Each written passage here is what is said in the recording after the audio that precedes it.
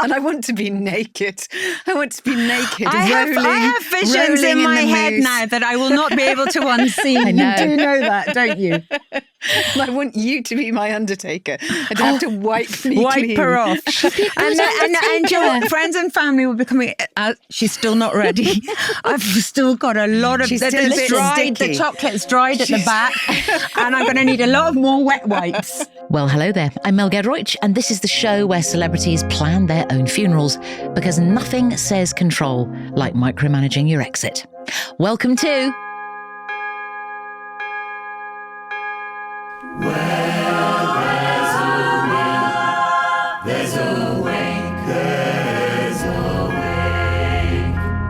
Well, it's a ruddy buy one, get one free for today's episode, but we are trading actor headshots for headstones. Shuffling the queue to the pearly gates are two amazing women. I love them. They've been lighting up our TV screens, radio airwaves, and making us laugh and sometimes even cry for decades. One half is gloriously known to millions as Bridget Jones's brutally honest best mate Shazza, while the other more recently popped onto Albert Square as the most delightfully Kent villain to grace the East End in years. Between them, so many countless characters, chaos, and one assumes very strong opinions on coffin interiors. It is, I'm delighted to say, Sally Phillips and Ronni Ancona.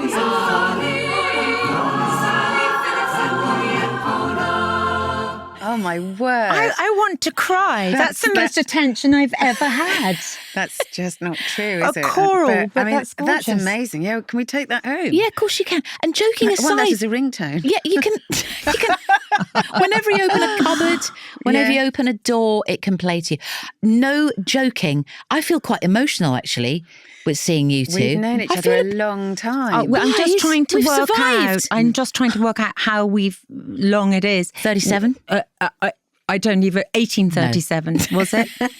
I'm going to say 37 years. I just plucked that out. No, it's not that long. It's not that long. I think I was a child and I met you. I was on a sort of, had a chaperone. I was your something. babysitter, Ronnie. That's right. Yeah. No, I think it's we've known certainly each other so long. 34. 34. You and I are 34. Yeah. Yeah. That makes me... God, guys, we've kept Definitely. going. We have. We've bloody survived thus far. Yeah.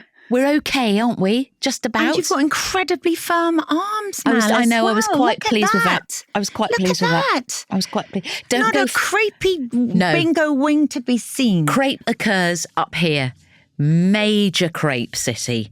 But from there, I always wear a T-shirt where it just cuts off. I so know. You don't see I it. like to. There's more and more bits of my body I just like constantly to be covered. Crepes at all times. Crepe's a weird one though because nothing gets rid of it. No. And crepe is good in funereal terms because often people used to wear a lot of crepe, didn't they? They did. So this brings us right back into the funeral. I don't need to wear any crepe. I've got so much on, We're of actually. the age as well that we spent our childhoods doing a lot of craft activities with crepe paper. Yes. Lots of people. Oh, yes. What's happened to crepe Crepe paper? Where's paper. it gone? I used some the other day, actually. Did you? Snip some up to make some table runners. That's Did you? how sad my life is. Things have changed so much, More, haven't they? Yes, more of which anon after we sell you some stuff. Coming up. Ronnie is the person that sends stuff back in restaurants in the most charming way. It's strange. How does she do it, Sal? She goes, sorry. It's cold. Sorry. And that's with a salad. Right, Goddess Charlie, before we get into today's wake, I need to tell you about something that has absolutely brought me back to life. Fat Face's new summer campaign in hot pursuit. Do you remember Maisie Adam revealing the surfing, SURFING, acronym that Fat Face shop assistants used to use? I, for one, will never forget it. Maisie Adam was sitting just there. From say hello to say goodbye, they've got it all covered. And honestly, with this new collection, I would happily let somebody surf me straight into a changing room. Lovely. All that sunny nostalgia, all those good times vibes. Treasure, summer holiday chic. Exactly, Goddess Charlie. And I've already picked my favourites. The matching cords and those lightweight summer dresses. Perfect for wafting around on holiday pretending you're in a film. And we love a perk. Fat Face is giving Weathers Wilders Awake listeners 20% off with the code Where There's a Will 20 until the 16th of August. Treat yourself. You can shop the collection at fatface.com with 20% off using the code Where There's a Will 20. Isn't that good? Where There's a Will 20. Can I just say, Ronnie and Sal. It sounds like we got Ronnie and Sal. We got two mafiosi in today. It's great. Ronnie and Sal. Yeah. It's all about you guys, and specifically the old deaths. And I'm very sorry that you've gone. I'm sorry that this has occurred. I'm thrilled that you care. I'm thrilled that you noticed. More to the point. Look, we've all done questionable things, but you've never done anything terrible. I'm imagining your arrival here is going to be okay.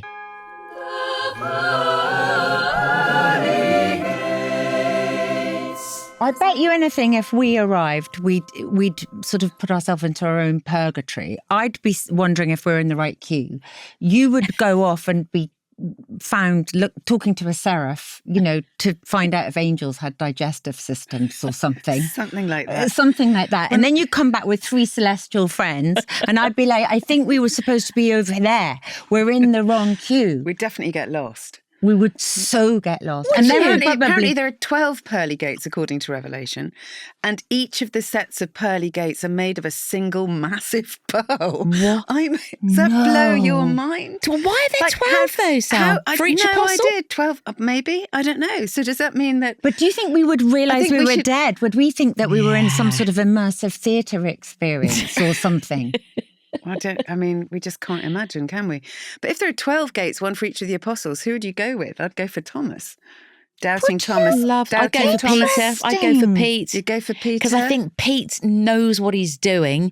He is the kind of known keeper of the gates. He's not got much light and shade, Peter. Yeah. He's like a bit, a bit like he's black and white. But he's got the old... I'd be very nervous of being... It's like trying to get into a club or something. It would be nerve-wracking though, wouldn't it? If you've got to do a little bit of jiggery-pokery, convincing of Thomas or Peter or whoever it is, what are you going to say that makes the gate swing open for you?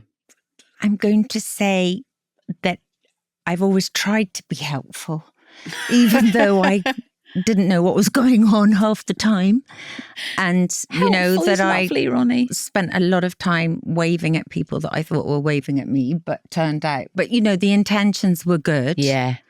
Yes.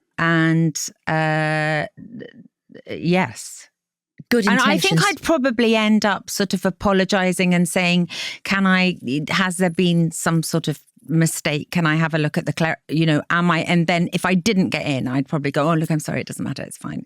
I mean, You'd be partly that, and partly also Ronnie is the person that sends stuff back in restaurants in the most charming way. It's strange. How does she do it, Sal? She goes, sorry. It's cold. Sorry. And that's with a salad. That's salad as well. And does it work? My daughters just literally dive for cover. Everybody dives to cover going, oh, I'm not going to her with the restaurant. She's so about to embarrassing. Blow. She's about to blow. Oh no, she's summoning over the waiter. Oh, it's happening. It's a passive. It's only with restaurants. Sorry. I've only got one boiled potato. But that's because of what I'm telling you about the chicken in the basket. It was so rare to go out for a meal. And also you're the youngest child, aren't you? So youngest of 3 with 2 older brothers, and your mother used to literally feed you less. And also, did you? Because I've got an older sibs. They would whisk in with their forks, literally, and grab stuff off your plate. Yes, I eat it takes me about 4 minutes to eat a whole meal because I've still got that slightly. So do you have that as well? Yeah. And also always having a look at even though it's not like I'm a huge fan, always looking at the burnt corner. Oh, I got the burnt corner. That's definitely your mother from definitely, there. That's definitely from that. Sal, are you good in restaurants? I mean, good. I'm really conflict averse, and so I will eat burnt, cold, dreadful. And say thank you for it. So thank you so much. Have the worst haircut of my life. And it's lovely. Can I just thank say, you so much. That's me. She is conflict averse. That is true. But very beautiful girl. Looks like a very pretty stoat. But if you have ever been victim of one of her stares, oh God, honestly, it makes. Can you do one, Sal? Can you give me one? I just vacate. I think my brain just vacates the building. I think I just go completely blank. It's not. It's less anger and more kind of shark eye. Is it total? Yeah, I think it's dead eyes. Yeah, I think that's total dead eyes with a smile added, or just the eye. I don't know. I'm not aware I'm doing it. It's phenomenal. It's brilliant. I'll just I've seen it with people that you deserve to do it. Do get it. But I will wilt in the face of the stare. But is it useful in a meeting? I don't do it consciously. No. I think what happens is I just get stuck on a thought, and then it is apparently a bit frightening. But I'm just thinking of something. I think I look genuinely a bit worried. I walk around and people go, "Cheer up, love." And I'm like, oh, nothing's... At least you're thinking of something. When I sort of become vacant, there's nothing going... Never underestimate how superficial I am. That's not true. You've got a whole symphony of so you've got 1,000 birds all tweeting at the same time. It's true. It's amazing. She's got like a whole... An aviary. Chorus, an aviary They're going on in her head me mad. Mad, I tell you. This is Russell. Mad. You can hold on to Russell. Hello. There we go. Russell. You hold on to Russell.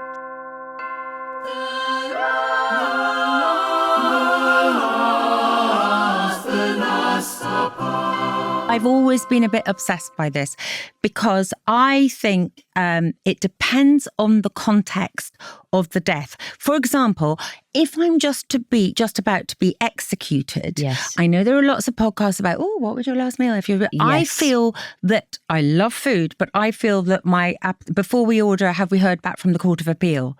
Before we have the lobster linguine, I feel my appetite might have gone. Or chicken cyanide. If I was just about to be executed. Oh, God, this is good. This is good. So I think it, honestly, because I know people, when you talk about last meal, it's got that connotation, hasn't it? It's the last meal. So you know you're going to die. Yeah. If I didn't know I was going to die, I'd like to think of a lovely meal, but I bet it's just eating some cold cheese and some dodgy old pasta out of a Tupperware over the bin. Because I won't know I was going to die. And then, of course, that wouldn't be a good thing to go down in history. Not that it would go down in history because I'm not important enough, but you know what I mean. I think that's enough. Sal, how about your last? I just now can't get out of my mind the idea that with a natural death, your last meal will probably be some glucose through a tube.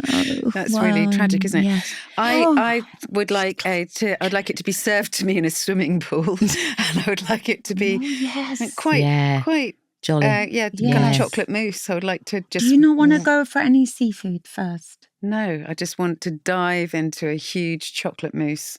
Oh, so the mousse is it's in the pool. Are you on like a floaty No, bowl? I want to swim.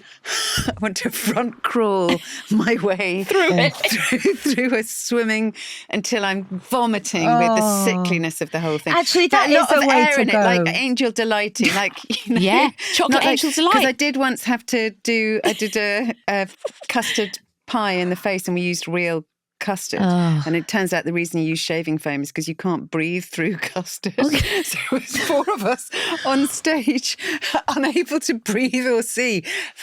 Every orifice. Where was that? That was Clued Zarathustra. No, it wasn't. It was the Clued Zarathustra TV pilot. Well, that'd be ironic. So it would if have you to be died quite aerated, very light, very light, aerated chocolate mousse / angel delight. Yeah, a whole body experience. Unless the chocolate mousse was the thing that actually got you, which there are worse ways to eat yourself to death. Yes, like half mud spa, half. And I want to be naked. I have visions in my head now that I will not be able to unsee. I know. You do know that, don't you? I want you to be my undertaker. I'd have to wipe clean. Her off. and your friends and family will be coming. She's still not ready. I've still got a lot of... The chocolate's dried at the back, and I'm going to need a lot of more wet wipes. She's not blacking up, I promise. She's not ready yet. This is good. Literally tits up. This is good. I love the idea of front crawling through it, though. That is, gorgeous. Have I been a bit pessimistic about the day? No, but I you love know it. what I mean? Everybody Chicken does talk cyanide. about last meals, Yeah. but how nervous would you be? And also, you've got to analyse it a bit, which you did, Ronnie, and I think that was perfect. Chicken cyanide will stay with me for a long time. Later in the show. Also, which clowns? Cirque du Soleil, great, amazing. Giffords, amazing. But you're kind of your Ronald McDonald. Could turn quite creepy. Could turn creepy. That's fine. Do you want the big flapping shoes variety? Honk honk. I get any kind of variety. I like clowns. They get bad press. They get bad press. Do, after all I think those clowns are having a films. moment. Mark my words. Clowns are on the up. They are the medicine for our current time. Was it the chocolate mousse that did for you in the swimming No, pool? I think I finally... Ronnie's been offering to teach me to drive for a long time. Oh. And I think I get my first driving lesson with Ronnie, who turns out to be a dreadful driving instructor due to the birds, as we mentioned, the hundreds of thousands of birds. Can I just say, oh ye of little faith, that actually, bizarrely, because my head is full of demented birds, I'm actually a really good driver because I have to be so hyper-focused because I am aware of the danger. So you think you're going to go in a car crash with me? Well, to be honest, Ronnie, I just saw the question and I thought, what will I say? And I thought, I'll go in a car crash being taught by you, because I don't believe you are ever going to teach me how to drive. I will teach you how to drive. Guys, can I just say, pitch it as a TV, if TV still exists. We have done that. You should pitch it. We haven't pitched it. Ronnie and Sal. You're good friends with Nettie Mason, who is a racing driver. She's a racing driver as well. That's a different... I don't think we should start racing driving immediately with you. I think we should do the basics. But that's the journey of the show. It's a Netflix series and you start domestically. Ronnie's on dual controls. We have got a pitch deck about that, teaching girls... Get the ruddy behind my back. Get the ruddy deck out, guys. Girls teach girls how to drive. Yeah. Drive like a girl. Drive like a ruddy girl. It'd be brilliant. You'd have to drive well then, or you'd let your she sex has down, to go wouldn't you? manually to start with. I don't want her going, because then that's proper driving. Because if she ever wants to drive a Jeep or something across Africa, then she needs to... I can't believe you can't drive, Sal. Can't you? I have this sort of flirtation with green issues. Yes. The first thing I did out of college, which is when we all learnt to drive, was I wrote co-wrote a drama about protest about motorways called Protesting Too Much, starring John Fortune and Eleanor Braun. Wow. And that took about 3 years to get made. Sal. And so I spent a lot of time hanging out with the Twyford Down lot and all of that. Yeah. And then I couldn't afford to learn to drive after that for a bit. It's very expensive. I learned quite late. And also, she is extraordinary, Sal. If you go for lunch with Sal, she suddenly, you're having lunch, you'll go for, and you'll end up sort of, in a village hall somewhere talking about regenerative farming with the bishop and stuff. She is. I need to get you together with the Silver Prince, my other half, who's saving rivers. I'm an ambassador for the EIA, the Environmental Investigative. So we're all come on, man. Credentials. It's quite funny to get her to talk about that, though. So you should. Yes. Anyway, I think I'm going to die rescuing something that's already been rescued or didn't need rescuing in the first place. A seal. A seal from the River Thames, where it says, please leave the seals alone. So They're Ronnie will be in the place. Thames, up to her neck, trying to rescue a grey seal. With people up top going, it's a seal sanctuary. Leave him there. Alone. Leave him there. I know I'm just going to, or trying to rescue someone who's already in A&E with a hot cup of tea or something.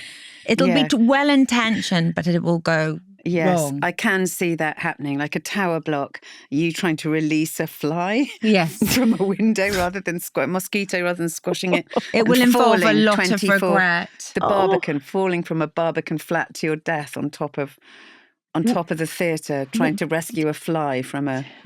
I probably would do that. Would you like to die laughing? Yeah. That would be good. What a great way to do it. Do you know there is a man who died laughing from watching? He was a bricklayer. Yeah. I think because it really stuck with me, and he died after laughing for 30 minutes non-stop at the Goodies. It was about 1976. Wow. And that's a true story. And he died laughing at... Do you remember Which they did sketch was that? It was the Ecky Thump. Of course it was, with the massive tweed. You know, where they made the comparison between that and the thing. And he literally died laughing. And they said, and his wife, his widow, sent a message saying, thank you for... because I couldn't stand him, but it said thanks you for making him, die in a pleasurable way. I've got a story about the Goodies and laughing, which was pretty bad actually. 10 years old, had to tell a joke on Magpie, the TV show. You were on TV at 10, and the Goodies were there with a laughometer. I won't be too long about this. It's a short story. Laughometer, and however much they liked your joke, obviously the laughometer would go up or down. Told the joke. Didn't do too well. Got a migraine, went up to Bill Oddie afterwards, and I was so, like when you were 10, meeting somebody off TV was just it was just unbelievable. Yes. And I said, Bill, I really love your show. I watch it every week. And he went, what, even when we're not on? No, don't tell me that, Mel. Don't tell me that, because I remember hanging onto the radiators, begging my mother to let me stay up to watch the Goodies. I can't hear that. The migraine intensified. I got on the Epsom coach back to Leatherhead and was in a bit of a crumpled heap. Oh, you poor thing. No. I love the idea of little Mel at 10 wanting to be a comic, though. It was really bad. But the girl next door to me told the joke, what do you get if you throw a piano down a mine? A flat minor, and the Goodies laughometer went like that. She was the absolute heroine of the day. You were ahead of your time. No, they didn't understand it was post-ironic modernism that you were doing age wounds. It's these early wounds that make you terrible. And then I no, exactly. I looked at myself in the mirror and I thought, no. Anyway, right. So we've done the death. Lovely. Now, interesting times, ladies. I hope I have loads of people with Down syndrome, basically. Clowns and people with Down syndrome. And you're going to be buried in a Hessian sack. Are you going really kind of low-key about it? I don't think I'd really care what I was buried in. I mean, what about red nose? Why not? Yes. Why not? A little red nose. Why not? Big red Apparently nose. there's a whole thing in, I don't know where it is. It's somewhere in Africa. I can't remember which country it is now, which makes me... but there'd become a kind of thing of status of employing clowns for your funeral. The idea is that people are going to be so upset that you're dead that you employ some clowns to cheer them up. So if you're very, very wealthy, you have hundreds of clowns because the grief is going to be awful, which is kind of an amazing thing. It's a lovely idea, but I'm slightly concerned that a lot of people that won't, what if they're not that upset? Also, which clowns? Cirque du Soleil, great. Amazing. Giffords, amazing. But you're kind of your Ronald McDonald could turn quite creepy. That's fine. Do you want the big flapping shoes variety? Honk honk. I get any kind of variety. I like clowns. They get bad press. Yeah. After all, I think clowns films are having a moment. Mark my words. Clowns are on the up. They are the medicine for our current time. Yeah. So Sal wants something quite simple sounding. How about you, Ron? Are you going to go extra on the old funeral? I'd quite like the tone for people to be in a place where the tone is quite ambiguous, and maybe people start off mourning and then somebody says something funny and then it sort of becomes contagious, and so people don't quite know the tone of it. I would like the people to be having a lovely time and drinking, but not that nice drink, because the FOMO would kill me. Oh, I'm dead. But do you know what I mean? I don't want, I did a film once where I played someone who had cancer and who had a living memorial. These which are very I think popular is a very now. good idea. Have a massive party before you die. You don't like I'm it? not sure about that. They're so. very popular. You're right. Why don't you and like I that? know a few people who have done it and everything. Well, I wouldn't like the attention, I don't think. Also, it's a bit of an anticlimax. There was one person that I knew, a friend of a friend, and he had one of those. Oh, really? And then he ended up living 1.5 years later. And were people pissed off? A bit pissed off. A bit pissed off. Oh, you would feel the obligation to die then, wouldn't you? Yes, immediately. Done, and if you cry wolf, and then who comes to the actual funeral? Nobody, because they're pissed off. No, they're pissed off, and they've done it once. Funerals are not for you, are they? They're for the people behind. They're for everyone else. Which makes it really weird, the thought of planning your funeral. Yeah. Because you can't really... It's a way of communicating with the people, I guess. It's a bit weird, isn't it? I remember my grandmother wrote letters to her children to be delivered after she had died. Oh. And I remember this letter arriving in the post after she had died and my mother being... Really upset? Really upset. Did it comfort her as well or not? I don't know, but I just really remember it arriving. Yeah. Like from the grave. Yeah, very strange. That's quite strange, yeah. It can be quite creepy. I remember going to a funeral of someone who had remarried, and we were looking at the flowers, and there in the distance was a little tiny purple thing of flowers. I swear to God, this is true. And on it, I went up and I thought, why are those flowers further away from everything else? And I went up and looked at it, and it said to, I can't remember his name. What was his name? To Peter, from your first and only true wife. And she was dead. Now, I'm not trying to go all ghostly on you, but it was obviously from a friend. Wow. It was obviously from a friend of the first wife who was still angry. had the beef. And then he married again. Yes. Yeah. Oh my gosh. Do you see what I mean? I know you thought I was going all woo-woo on you. I can totally imagine that happening, actually. Yeah. That's the sort of thing that somebody would do, somebody close to them. It's a very weird thing, isn't it, conceptually thinking about your own funeral? Because you can't, we're all just mammals, and we're thinking, but you can't relate to not being... Yeah. Not being there. I just hope someone turns up at mine. It'll be Ramo. Few clowns. Do you remember that? There's that film that Ronnie Corbett's in, and he appears on video after his own death to issue some challenge. It's a really good film, actually. I wonder if there's a remake. That's a good idea. So he appears, he's got loads of money. Right, there's loads of money at stake, and he's died, and he has taped himself issuing a challenge to the people left behind to get the money. It's like a treasure hunt. I love those. It's like those films with the wax recordings, and everybody's gathered together around a long table, and then they put the strange wax. Yeah. You're all here for a reason. Yeah. A gathering. So camp. Yeah. There's a Ronnie it is very camp. It's a 70s film.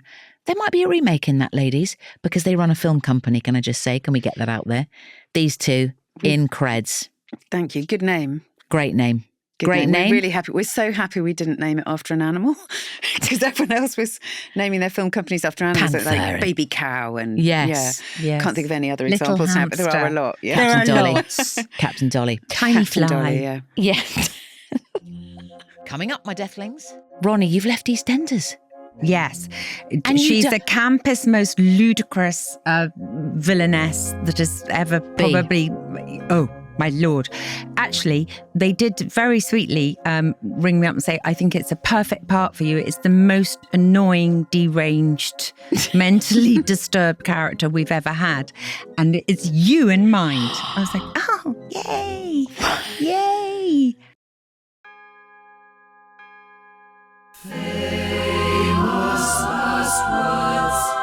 Do you want to leave them with a zinger? Or do you want to leave them with a question? Or leave them with something else? No. Already? I like no. Yes, that's good. Probably, I beg your pardon, given all the things that What was that about? I think it would be just a general sort of What was all that about? What was all that about? I think I'll probably just be. I mean, not answering in a comedy way. I think I'm really bad at any form of goodbye. So I can't imagine I'm going to do it well. I'm terrible. She doesn't. Sometimes she just doesn't say goodbye at all. Can't cope. I really can't cope with goodbyes. Any kind of goodbyes. Do you do the old French/Irish exit at a party, for I'm example? terrible at mingling. Hopeless. I can't do that thing where you're brilliant at mingling. I can't. I get stuck.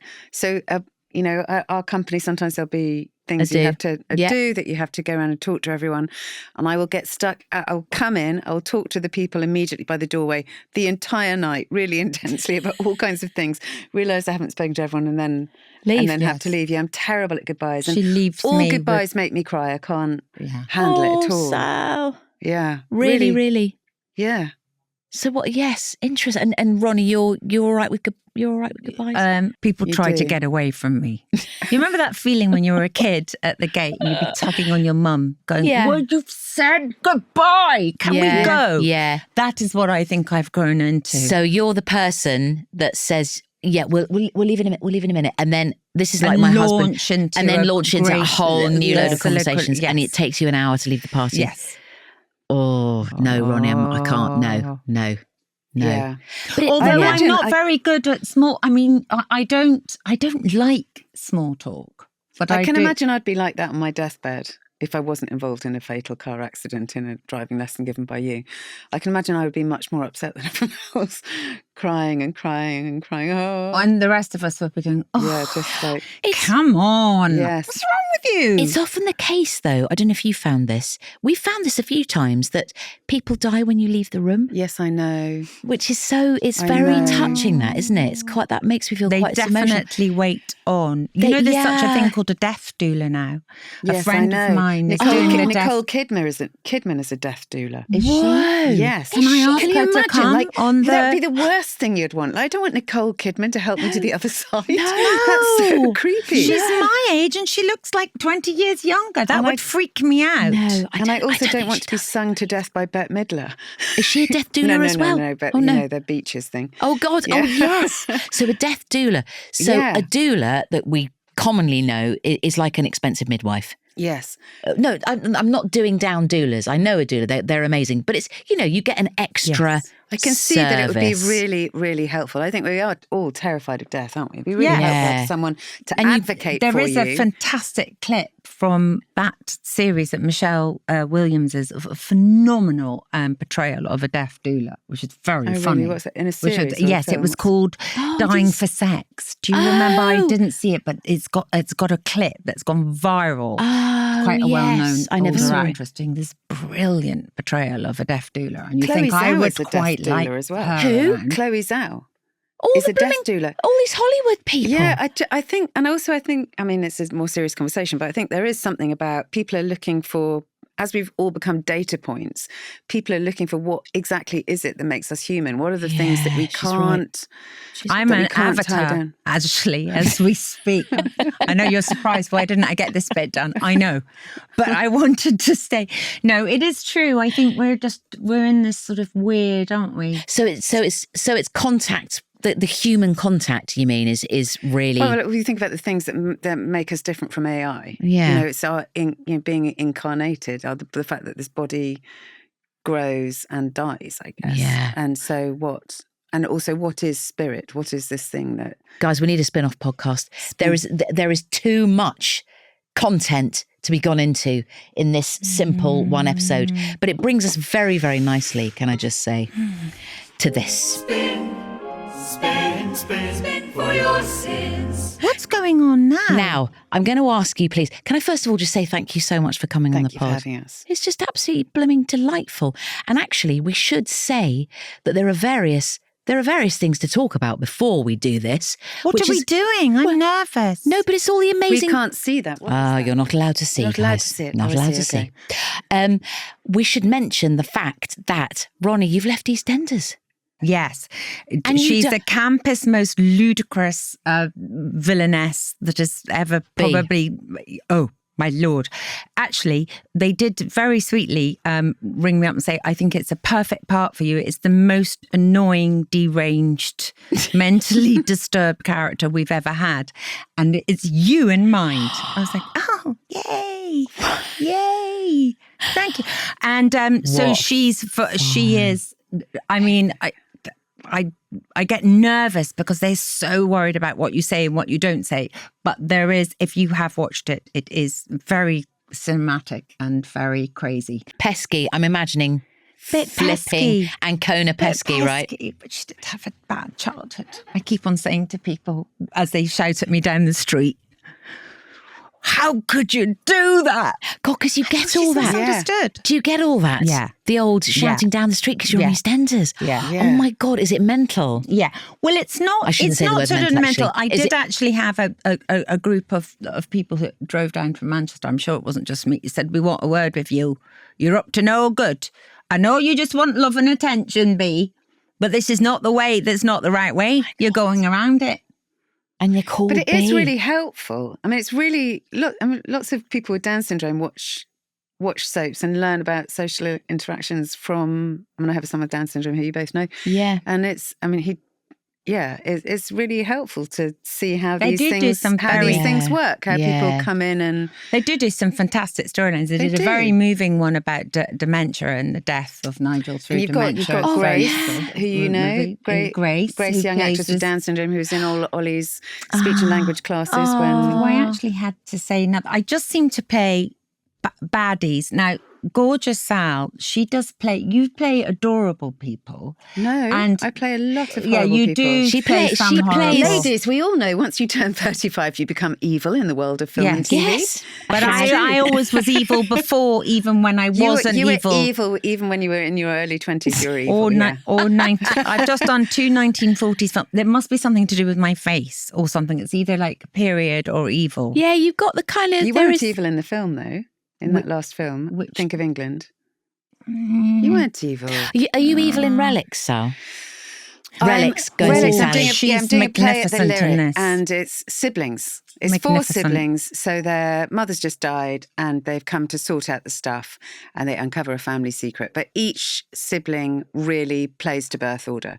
So I'm the eldest, and I'm very bossy, but I've also taken on all the caring responsibilities. And then there's the youngest, who's sort of slightly disconnected, Yeah. very funny, very cool, played by Charlie Clive, Who's who's just in amazing. Rooster with Steve Carell. She's amazing. Yeah. Thrilled to be her sister. She's fantastic. And and then the 2 sons are the 2 middle kids. And She's one bloody is good. I went to see her. She on is Friday bloody night. good. She's bloody And brilliant. guys, Brilliant physical comedy. as If well. you're anywhere near London, this is at the Lyric Theatre in Hammersmith, which, hand on heart, is probably my favourite theatre in London. I saw a little film of you promoting it. It's a great theatre, isn't it? It's I did panto at the Lyric. One of the most did you? fun jobs I have ever done in my entire. It's a brilliant theatre. It is a great theatre. And this is going to be. This is a very good show. So go see Sal in that Thank show. you very much. She's good on stage, man. She's No, but very it's good. a new play and it's a really good play. It's a really fun night How out. And the exciting. Lyric has a roof terrace where you can Yes. have a martini. Isn't it lovely? Yeah, it's it is. just It's lovely. And the people at work, honestly, big up the Lyric. We love the Lyric. We do love the Lyric. So there's a load going on, guys, to get involved with this pair of, I'm going to say it again, gals. I'm sorry I keep saying gals, but I like to. Now, listen, we've come to the end. Thanks for coming in. It's always a bloody joy to hang out with you two. So all you have to do is spin the old wheel, and this will determine where you will end up for the whole of eternity. This is nerve-wracking. Turns out it was nothing to do with what you did on Earth, how good you are, how bad you are, whatever. It's all down to this mid-range prop. So, spin for your sins, ladies. Like out of the Wicker Man or I know, something. I know. Especially with the crow. It's I know. all a bit dark and scary. Here we go. Yeah, there she blows. Can I do it again? Right. Okay. Ronnie and Sal. I think Ronnie and Sal are going to enjoy this. You're in hell, team. You're in hell. We're in hell. Sounds about Yeah? right. Is that okay? Yes. Yeah? It's not ideal. It's not ideal. You say that, darling, but we're not entirely sure what it involves. And you've got we each might other. be a bit of we a know laugh. very well what it involves because we did Italian for our degree, and so we know Dante's Inferno, Oh. all the geography. Lord. Oh, Yeah. with the pokey knives and the... Yeah, The like last the Bulger's circle not of- great. The last... In fact, any of the Bulgers. Can we all the do it a Bulgers go are a and at bit- least get into purgatory or something? We have to No. hope. We have to hope for limbo. That's the best. Yes. Are we No, not no, no, veering no, no, between no, no. limbo? Are we not You're veering? nowhere near. You're nowhere near Nowhere Pergs, I'm near. afraid. You're nowhere near Pergs. But listen, I will say, and you've got each other. That's That's true. going to be your That saving. is hell That for is her. hell. That may be all potentially. the. No change for me there. and for eternity. I mean, think about it. Was it That was Sartre who silly. said, L'enfer, Hell is other people. c'est les autres? Thank you very much. Good evening, and we'll see you next time. Thank you so much, Sal, Ronnie and Sal. So another hefty stack of Deathmin has been neatly clipped, stamped and filed for all eternity. And yes, I did wear the little rubber knobbly thing on my finger. We hope that you enjoyed being thoroughly wined, dined and ceremonially dispatched this week.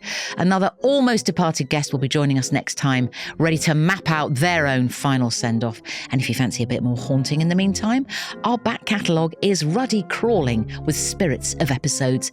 Until next time, my darling deathlings. You're listening to Where There's a Will There's a Wake with me, Mel Gedroich. The senior producer is Charlie Morell and the junior producer is Rani Prescott, otherwise known as the Goddesses. The engineers are Gulliver Lawrence Tickle, Matthias Torres and Joshua Gibbs. Marketing's by Anya G. Spence. The executive producer is Ollie Wilson. Special thanks to Chris Skinner. Music is by the Rathbones.